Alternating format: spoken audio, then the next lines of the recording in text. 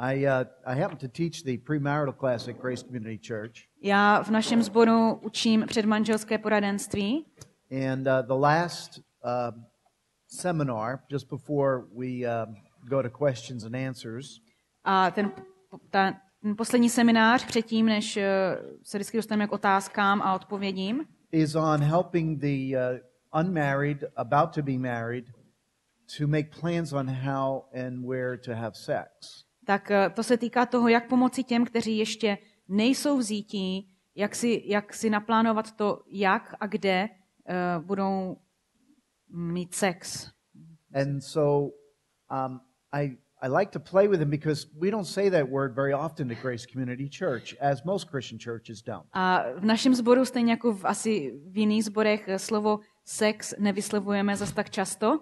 Sex in that subject is generally overlooked by the church. Církev většinou přehlíží sex. But it's something that needs to be discussed. Ale je potřeba o tom mluvit. It's something that those who are married are involved in.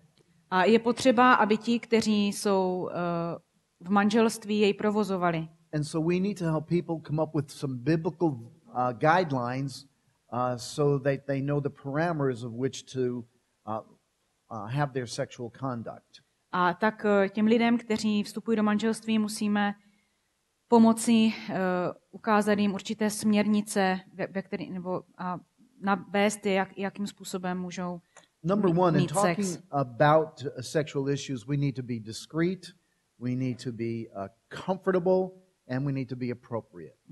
Takže zaprvé, když mluvíme o sexuálních problémech, tak musíme činit diskrétně, klidně a vhodně.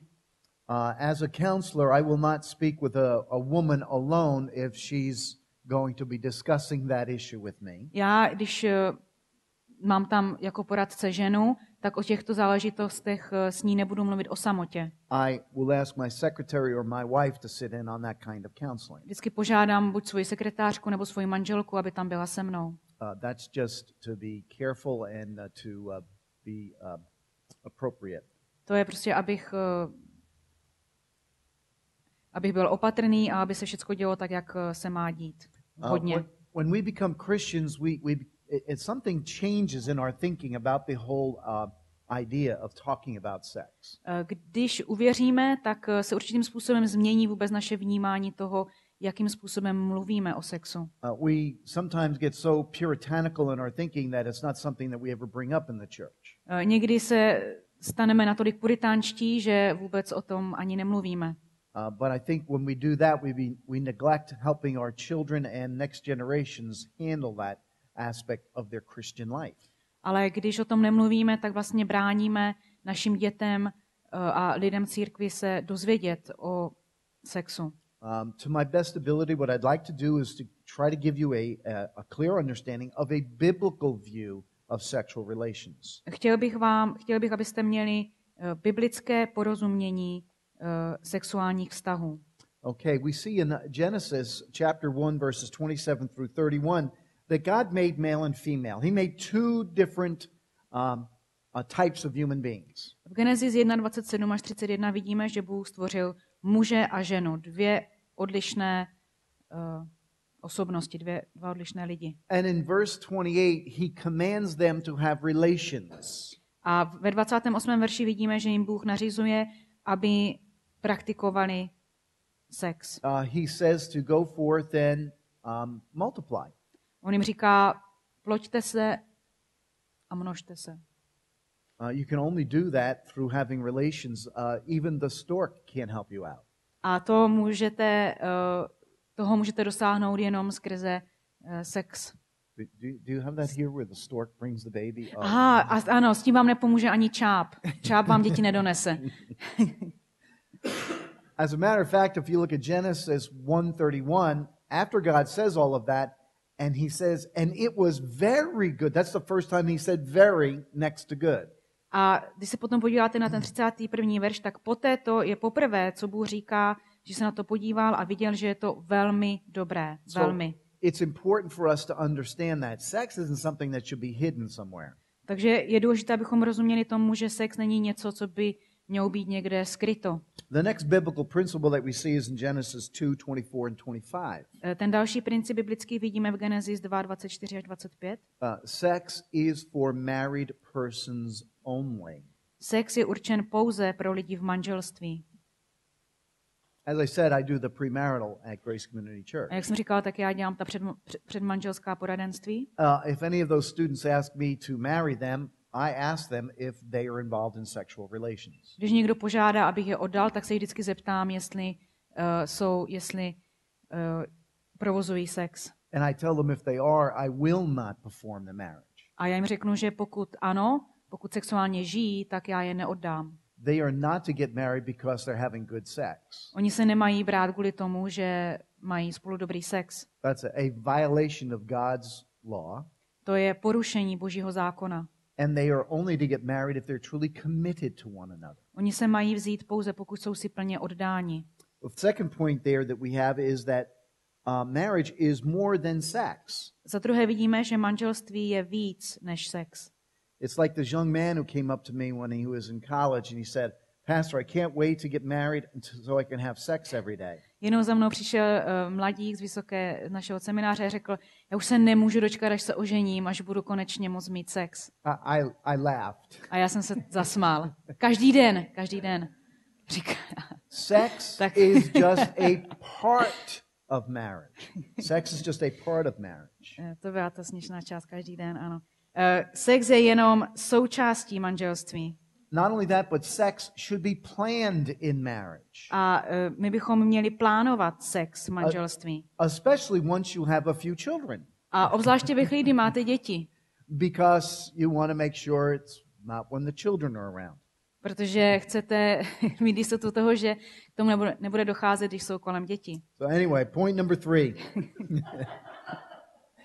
Point number 3. Sex is more than a biological act. Tak, za třetí, sex je víc než fyzický akt. Isn't that what the world tells us today?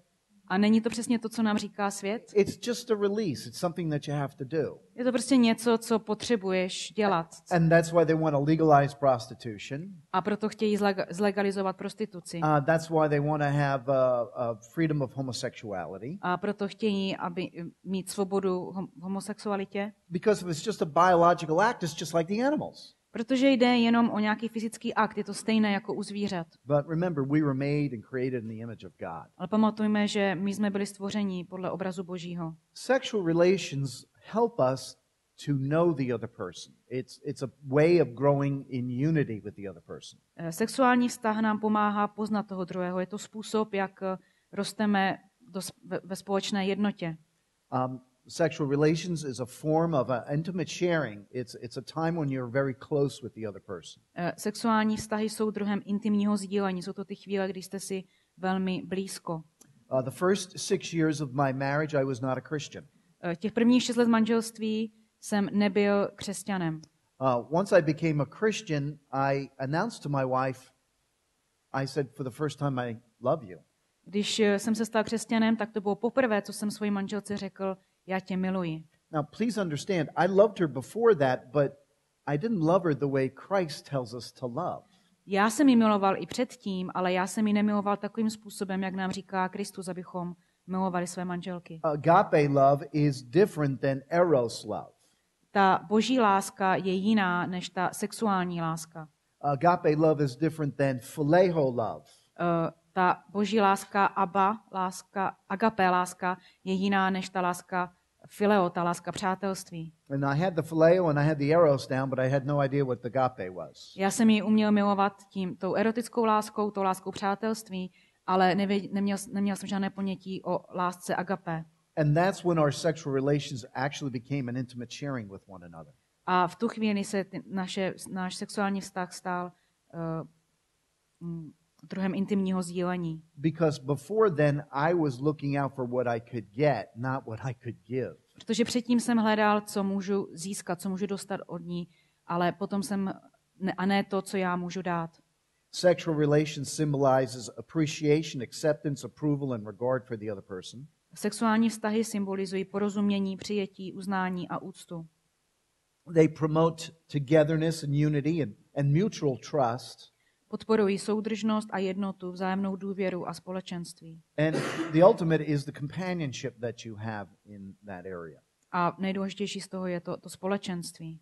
Now in point number 4 there we have some warnings against engaging in sinful sex relations. A dostáváme se ve 4. bodě k varování před praktikováním hříšných sexuálních vztahů.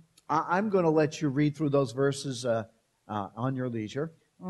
Sami si projděte ty verše, které tam máte vypsané.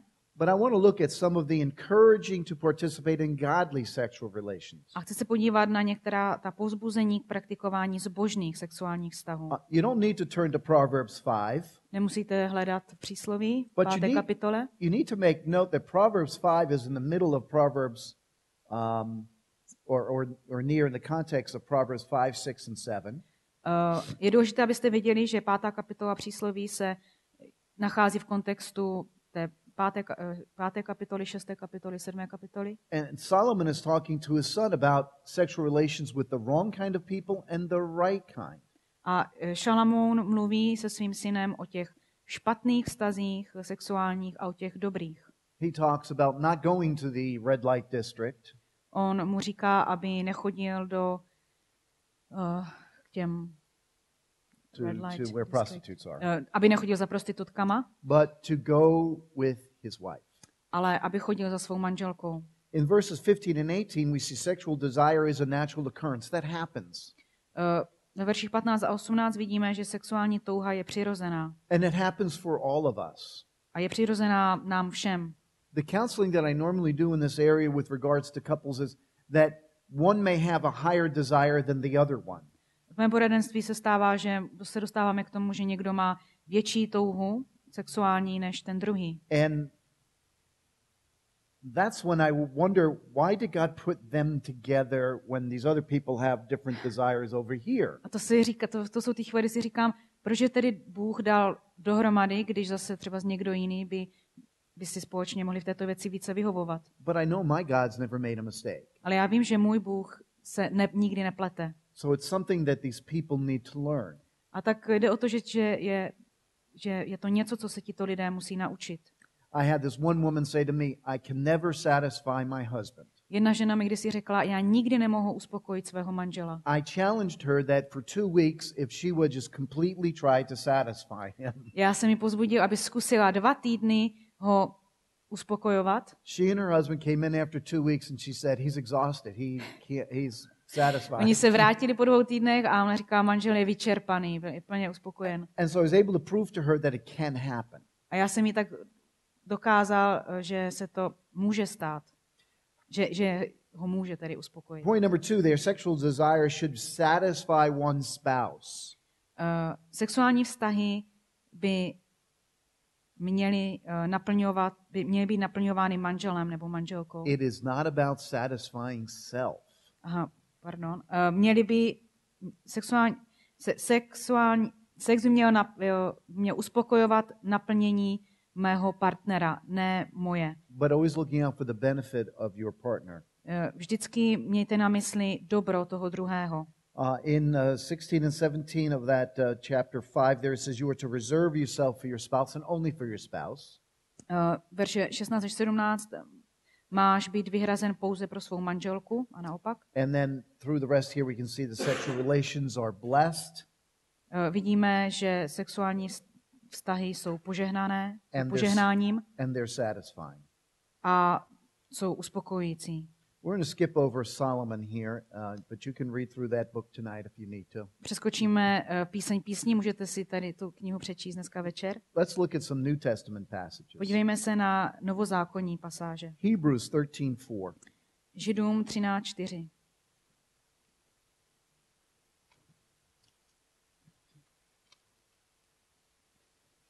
Hebrews 13:4. It says the marriage bed is, or the marriage is to be held in honor among all, and the marriage bed is to be undefiled, for fornicators and adulterers God will judge.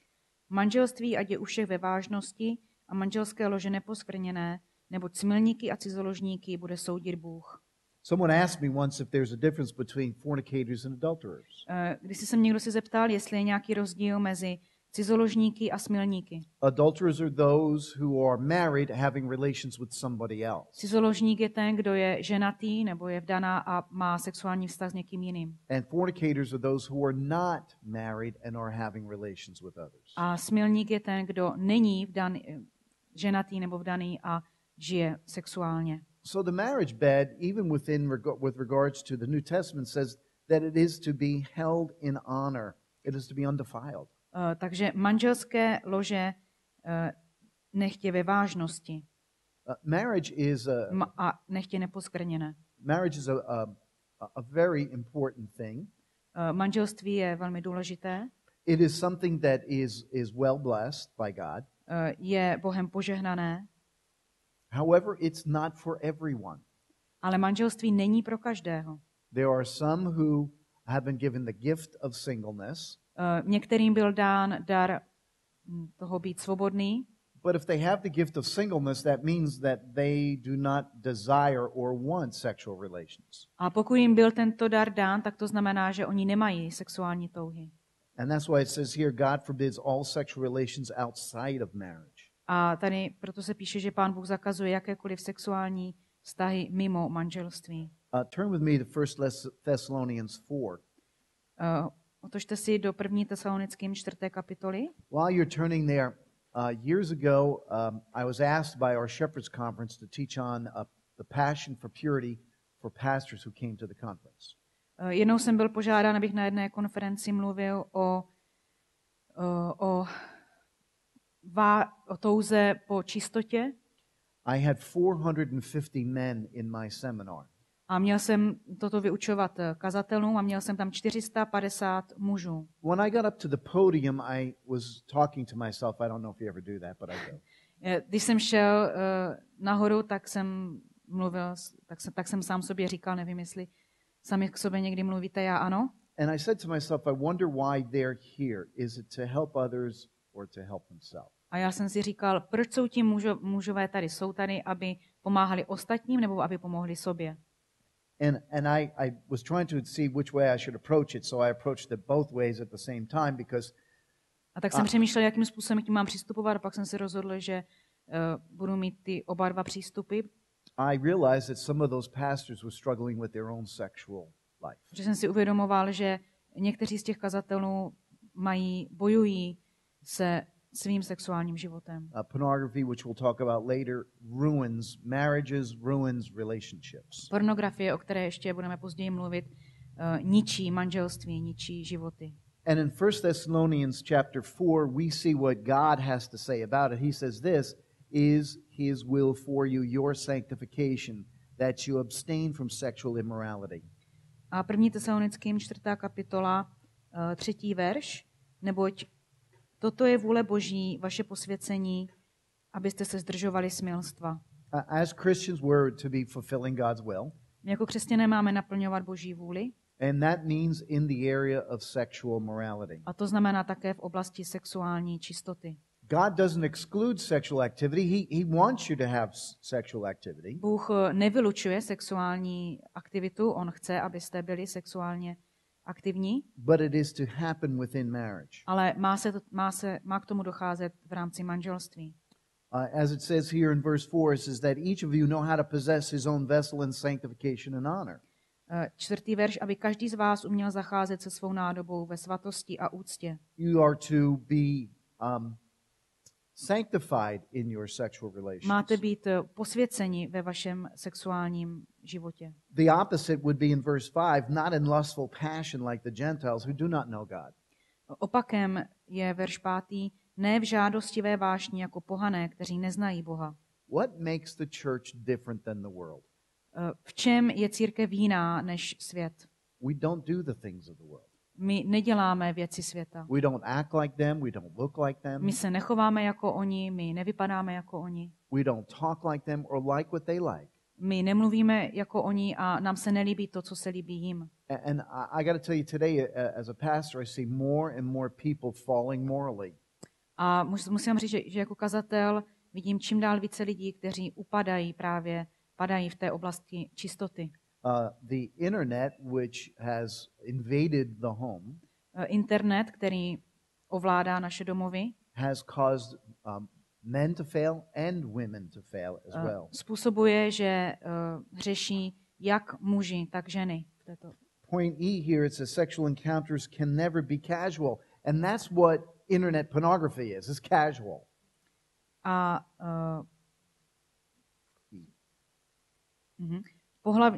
jsme 2E, strana 67. Pohlavní styk by nikdy neměl být nahodilý.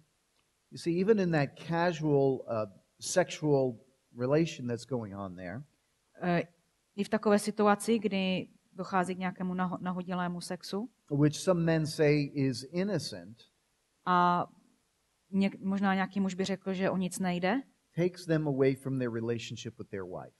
Ale i taková věc je odvádí od jejich vztahu s Bohem. And so when we declare ourselves as a child of Christ, we should act like a child of Christ. Pokud o sobě říkáme, že jsme děti Boží, tak bychom také měli jednat jako děti Boží. I know we're supposed to get this done by 12 o'clock, so I'm going to move on past point number 3 there, and you can read that. You know what? No, let's go there, because that's very important. 1 Corinthians chapter 7. 1. Korinským 7. kapitola. And I think this is just foundational. Paul speaks about the marriage in chapter 7. Actually, almost the whole chapter is on marriage. Že tohle je velmi důležité, protože v celé 7. kapitole Pavel mluví o manželství. Starting back in chapter 6, even talks about immorality and that we're supposed to flee it. V 6. kapitole mluví o tom, o nečistotě a že máme od ní utíkat. Now in chapter 7, verse 1, he says, Now concerning these things about which you wrote, it is good for a man not to touch a woman. A v prvním verši 7. kapitoly se píše o tom, co jste psali. Pro člověka je dobré, aby se nedotýkal ženy. That's in the context of immorality. Tady to je v kontextu nečistoty. It's not that men are not supposed to have relations with women. We wouldn't be here today if they didn't. Není to o tom, že by muži neměli mít sexuální vztah s ženami, protože kdyby tomu tak nebylo, tak bychom my tady dneska nebyli. You can see verse 2 as it says, because of immoralities, that's where we understand that they're not supposed to touch a woman that's not their wife. Ale druhý verš, ale abyste se vyvarovali smilstva, takže to je v kontextu, to nedotýkání ženy je v tomto kontextu smilstva. And then Paul says each man is to have his own wife. Ať má každý svou ženu.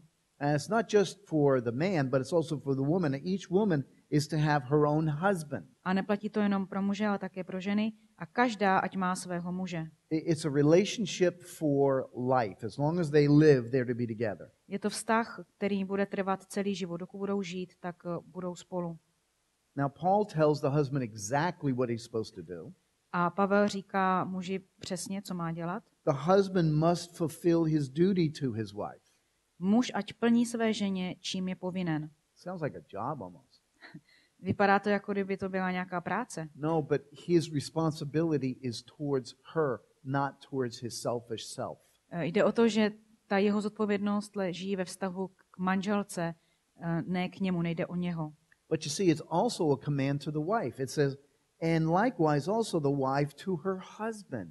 Ale je tady také žena oslovována a stejně i žena svému muži. She should desire sexual relations as much as he does. Ona by měla toužit po sexuálním vztahu stejně jako muž.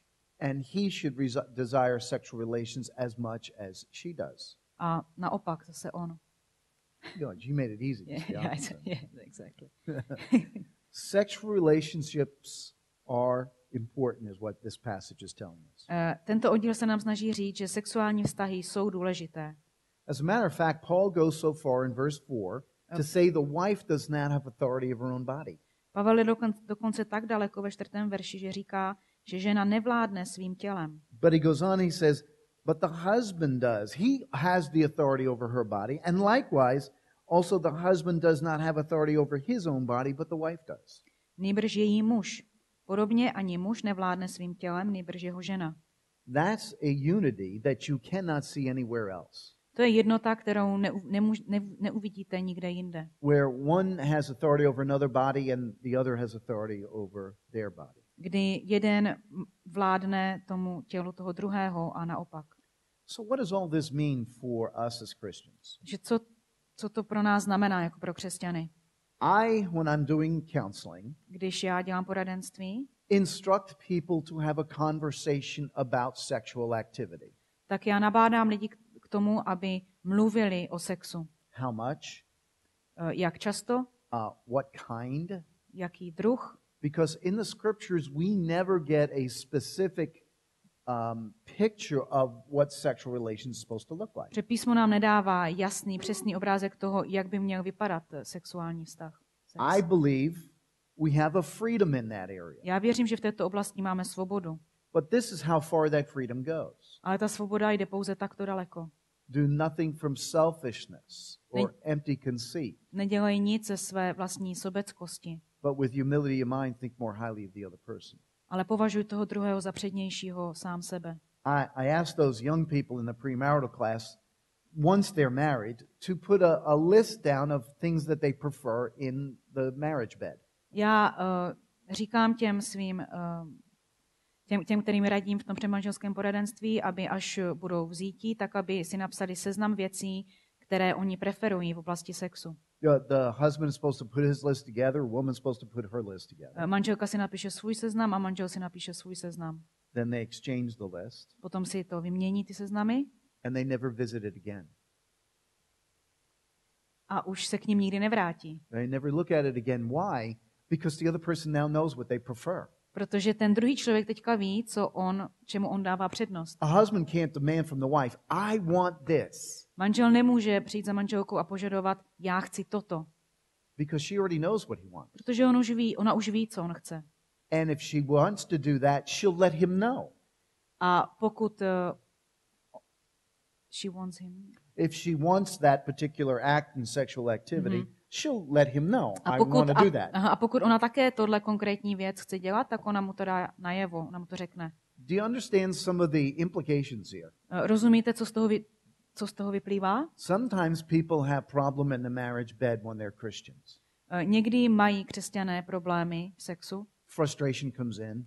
A tak přichází Anger is frustrace not far behind. a následována hněvem. And the relation starts to go downhill. But if you've got everything out on the table and you understand what that means. A potom ten vztah začíná jít z kopce dolů, ale pokud ovšem mluvíte o věcech otevřeně, This is what I would say is a discussion of open and honest sexual desires. myslím si, že takhle by měla vypadat otevřený rozhovor o sexuálních touhách. If your mind changes on some of those things and you want to add them to the list, you can do that at a later time. Pokud se třeba později něco změníte, tak můžete ten seznam ještě pozměnit. Sexual relations are not just for the purpose of making babies. Sexuální vztahy nejsou dány pouze za účelem plození dětí. I believe it's a gift given to us by God to enjoy. Věřím, že Bůh nám dal sex jako dar, abychom si ho užívali v radosti. That's why I think that Paul puts in here that it's up to the other person to show their desire. Proto si myslím, že Pavel tady říká, aby ten druhý člověk říkal, co jemu se líbí. And that they are to satisfy one another. A že se mají vzájemně uspokojovat. Okay, point number 3, major Roman numeral 3. Takže teďka se dostáváme k římské trojce. You see, we're getting, we are, in the church, we're influenced very often by the world. My v církvi jsme velmi často ovlivňováni světem kolem nás. And the sexual deviancy that goes on in the world is sometimes transferred into a Christian home. A sexuální deviace, ke kterým dochází ve světě, se někdy dostává i do křesťanských domovů. I've had men who have looked at pornography who once they look at it, then bring it into their bedroom. Zažil jsem muže, kteří se dívají na pornografii a potom to přenášeli do své ložnice. That's a violation of God. To je porušení Božích příkazů. And this is not something that should ever happen. A to by se nikdy nemělo stát. Well, here are some common misunderstandings and issues regarding sexual problems in marriage. Takže tady máme seznam běžných nepochopení a otázek ohledně sexuálních problémů v manželství. Logistics and the monotony and the lack of preparedness and situational activity. Logistika, jednotvárnost, nedostatek připravenosti, situační. Some folks think it's only supposed to happen at one time. When we go to bed at night. Někteří lidé si myslí, že by k sexu mělo docházet pouze večer, když jdeme spát. It can happen for breakfast, it could happen for lunch, it could happen at any time. Tak tomu není, může k sexu docházet ráno, odpoledne, kdykoliv. And so we need to keep those in mind that we don't have to do it at the same time all the time. Takže si musíme pamatovat, že nemusíme to dělat vždycky ve stejnou dobu na stejném místě. The other thing that we need to keep in mind is physical difficulties. Dále musíme mít na paměti osobní těžkosti. Sometimes they're physical. There have been situations where I've married a couple, they've gone on their honeymoon, they've come back and they have told me that they didn't consummate their marriage. Já jsem zažil manželský pár, který jsem oddal, oni odjeli na svatební dovolenou, na svatební cestu, oni se vrátili zpátky a řekli, že jejich manželství nebylo naplněno. And that could be because of physical reasons, so then we send them right to a doctor to find out what those may be. A možná, že mohlo to být způsobeno nějakými fyzickými příčinami, tak jsem je poslal za lékařem, aby zjistili, čím to mohlo být způsobeno. It could be because one of them may have an aversion to sex because they were molested as a child. Možná, že jeden z nich má averzi k sexu, protože byl jako dítě zneužíván. We must help them overcome those particular issues that they experienced. A taky musíme pomoci překonat ty různé problémy, které můžou mít. Frankly, some of them may have learned about sex from their parents. Možná, že někteří se dozvěděli o sexu od svých rodičů. And since their parents for the last 20 years have been sleeping in separate bedrooms, they think that that's what they're supposed to do. Nebo se učili o sexu od svých rodičů a vzhledem k tomu, že jejich rodiče posledních 20 let mají oddělené ložnice, tak mají pocit, že takhle to má vypadat. Parents may not understand this, but they have a great influence on their child's sexuality for later on. Rodiče si to možná neuvědomují, ale oni mají velký vliv na sexuální vývoj jejich dětí. There's performance issues, and we talked a little bit about that with regards to the desires. Můžou být nějaké výkonnostní problémy, tam jsme mluvili o tom v těch různých touhách. Again, sometimes medications that you are taking can inhibit the desire and or the opportunity even for sexual relations. Zase může se stát, že léky, které užíváte, můžou nějakým způsobem ovlivňovat váš sexuální apetit. All of those need to be discussed and known, and you need to put them out on the table and speak honestly about them. A je potřeba, abyste o všech těchto věcech mluvili otevřeně. Here are some specific biblical violations regarding sexual conduct.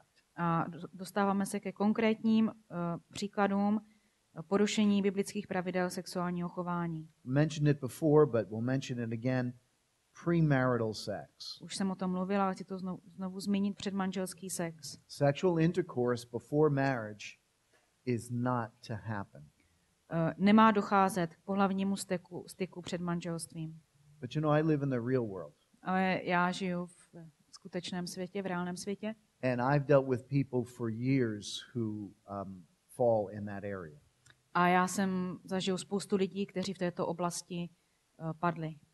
15 years ago, I had this young couple in my office, and I asked them, have either of you ever had sex? Před 15 lety byl v mé kanceláři jeden pár a já jsem se jich zeptal, měl jeden z vás někdy už v minulosti sex? And they both said no. A oni oba dva řekli, že ne. I asked them, do you need any explanation of what and how to do that? A já jsem se jich zeptal, potřebujete nějaké vysvětlení, jakým způsobem mít sex? No. Oni řekli ne. That's fine. I don't need to teach them. Já jsem řekl, to je v pořádku a já nepotřebuju učit tohle. I actually would rather not. Já jsem v podstatě radši, když nemusím.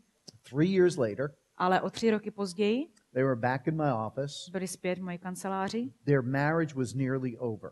A jejich manželství bylo téměř u konce. The man found out that his wife had premarital sex. Protože ten manžel zjistil, že jeho manželka měla před manželstvím sex. She was dishonest in my office and lied to me. Ona nemluvila pravdu, lhala mi v mojí kanceláři. And she was coming back to ask for forgiveness. A tak se vrátila s tím a žádala o odpuštění. They had worked through the issues, but an old boyfriend came back into the picture. A tak oni řešili ty různé problémy, ale najednou tam se znovu objevil její bývalý přítel and said something to the husband. a on řekl něco tomu manželovi. And it nearly ended the marriage. A to téměř ukončilo to manželství. So in premarital counseling, I want them to tell me whether they have or they haven't. And I give them that as a story so that they understand it won't disrupt their marriage in the future. A já vždycky v těch předmanželských poradenství uvádím tento příběh, abych jim ukázal, že musí v této věci mluvit pravdu, protože by to později mohlo narušit jejich manželství. I asked the young lady if she thought that if she said yes, he would not marry her. Já jsem se zeptal té mladé dívky, jestli si myslela, že kdyby tehdy řekla, že ano, že by si ji ten muž nevzal. And she said yes. A ona řekla ano, toho jsem se bála. And so she was honest with that, but again, I believe the honesty needs to start even before you become married. Já si myslím, že je důležité, aby otevřenost byla započata ještě předtím, než se vezmete. Another thing that is a violation of God's law is adultery, not point number 2. Married persons having sexual relations outside of their own marriage. Takže tím druhým narušením, porušováním biblických pravidel sexuálního chování je cizoložství, kdy vdaní či ženatí lidé mají sexuální vztahy mimo svá manželství. Unfortunately, in the Church of Jesus Christ, I've dealt with many men and women who have committed adultery. Je smutné, že v církvi jsem se setkal už mnohokrát s tím, že ať už manželka nebo manžel cizoložili. As a counselor, I prefer that if a person has committed adultery, they come forward and tell me before they get caught.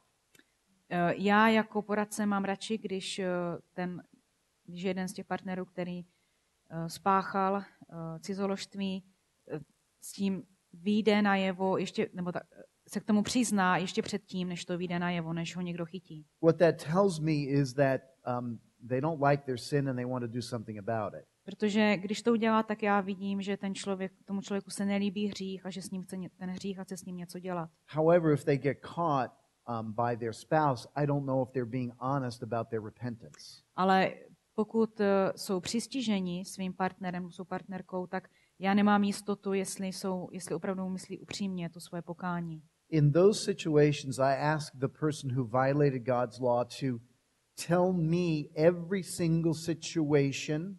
Já v těch chvílích, kdy ten člověk takto naruší biblické nařízení, tak žádám toho člověka, aby mi řekl o každé situaci, every single communication, aby mi řekl o každém rozhovoru, with that person or any others that they may have committed adultery.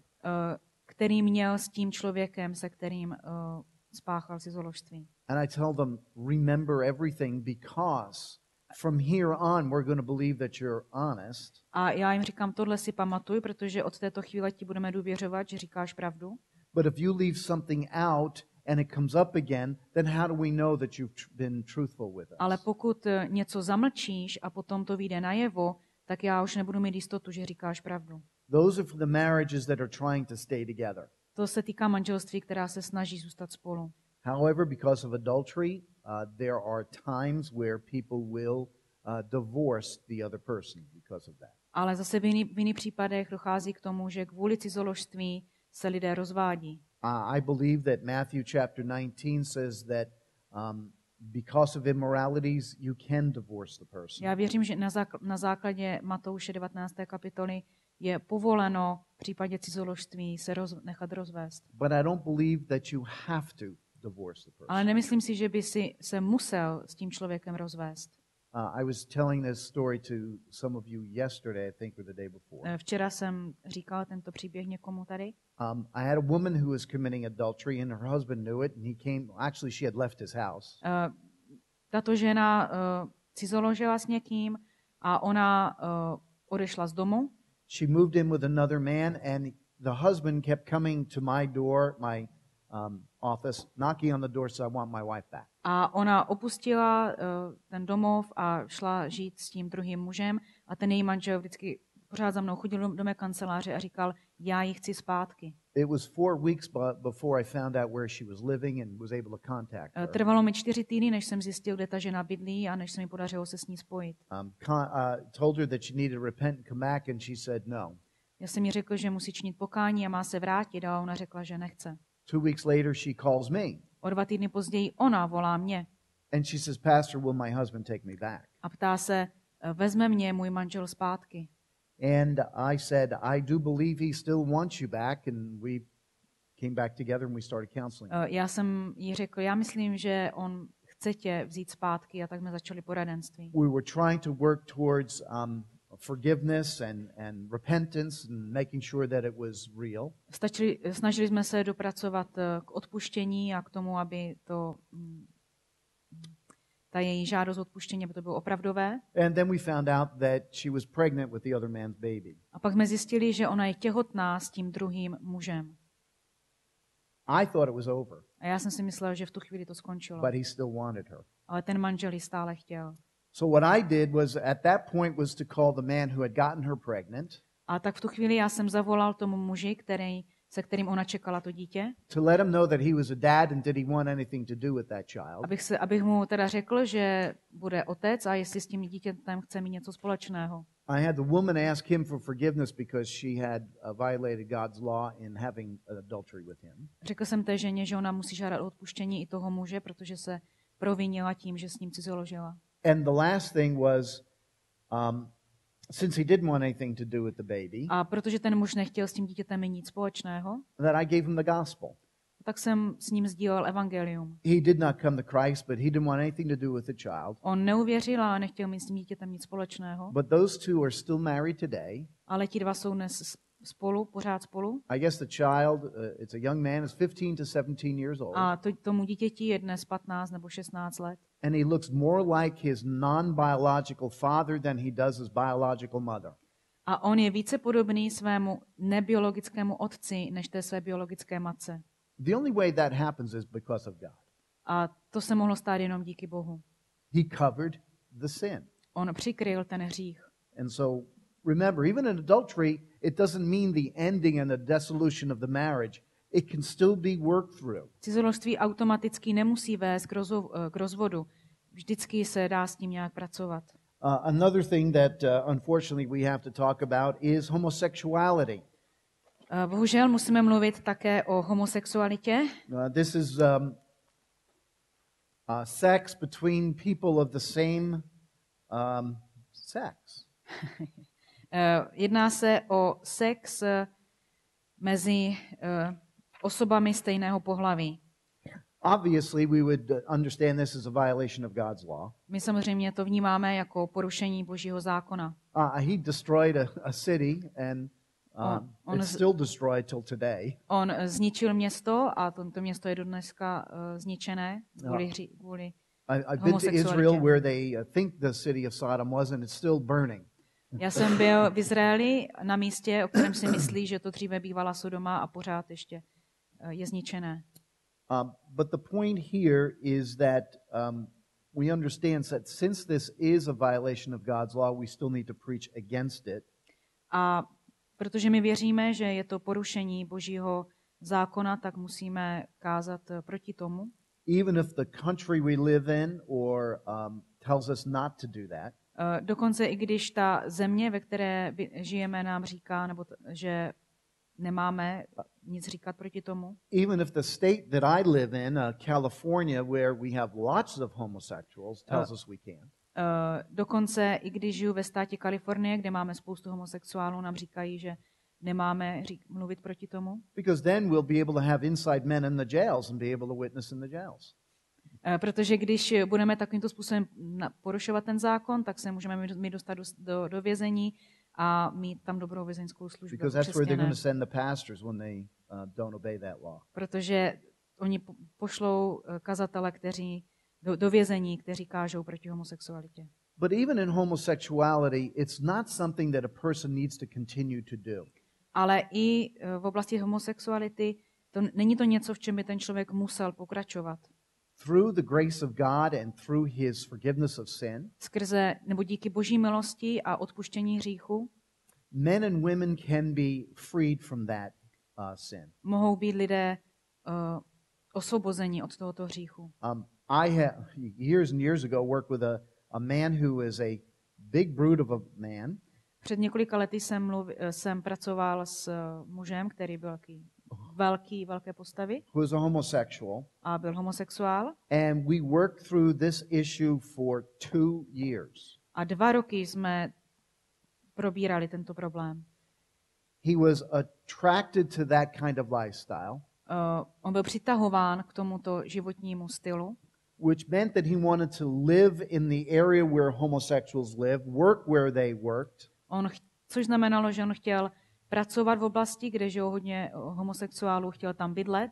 And through helping him to understand that he needed to leave that.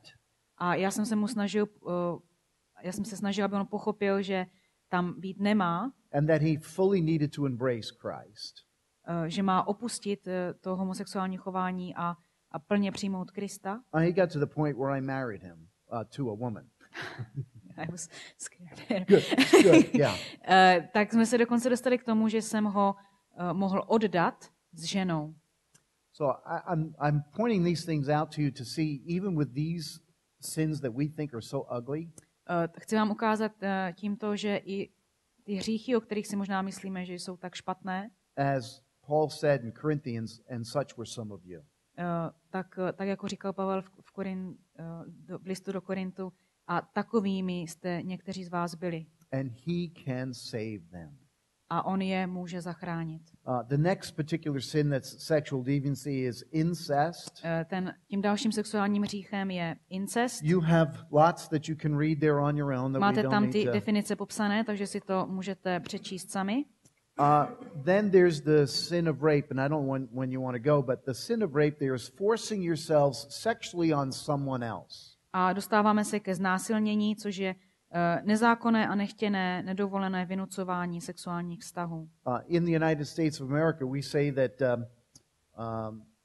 we have abortion that allows women to end the life of the child. V Americe máme možnost interrupce, která umožňuje ukončit život dítěte. And one of the reasons that abortionists bring up is because women get raped and so they need to take that life of that child. A lidé říkají, že ženy musí mít možnost interrupce kvůli tomu, že mohou být znásilněny. And you can see there with regards to the findings that it's only 0.06 to 1% of people that ever find themselves in that position. A tam to máte celé rozepsané, že bylo zjištěno, že se jedná o pouze 0,6 z 1% těch všech potratů, ke kterým dochází, je z důvodu znásilnění. And so just to help you understand, we don't need to be killing babies just because women get raped.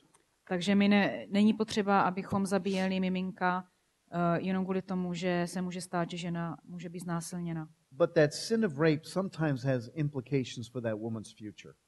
Ale to znásilnění může ovlivnit tu ženu v budoucnosti. A relationship with her husband now may become fractured. Může být narušeno její manželství. Maybe she's single and then a relationship with a man in the future becomes difficult.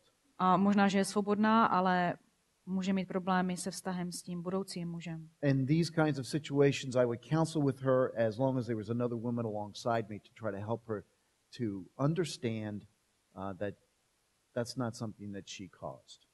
A v takovýchto situacích když bych měl to poradenství s ní, tak bych tam vždycky měl sebou přítomnou nějakou ženu a snažil bych se, aby ona pochopila, že to znásilnění ona žádným způsobem nezapříčinila. But let me tell you of a situation that happened years ago. A chci vám říct jeden příběh, který se stal. It was a young girl that had been molested. Jednalo se o mladou dívku, která byla zneužívána. Her parents had come in to my office. It was actually a good friend. Její rodiče za mnou přišli a co do okolností to byl můj dobrý kamarád. She had been molested. They thought it was over, but she started pulling her hair out. She started cutting herself. Ona v minulosti byla zneužívána, oni si mysleli, že už to skončilo, ona najednou si začala vytrhávat vlasy, začala se řezat. And so I began counseling with her and her parents being there. A tak já jsem s ní začal poradenství s ní a s tím, že tam byli přítomní její rodiče. And just trying to uncover, the whole situation, what went on. A jenom abych odkryl celou tu situaci, abych věděl, co se dělo. To discover that she was feeling guilt. A zjistili jsme přitom, že ona se cítí vina. Unfortunately, in this situation, it was real guilt. Na neštěstí v této situaci to byla opravdová vina. At 12 years old, she was wondering what it would be like Bo ona opravdu to be with a man.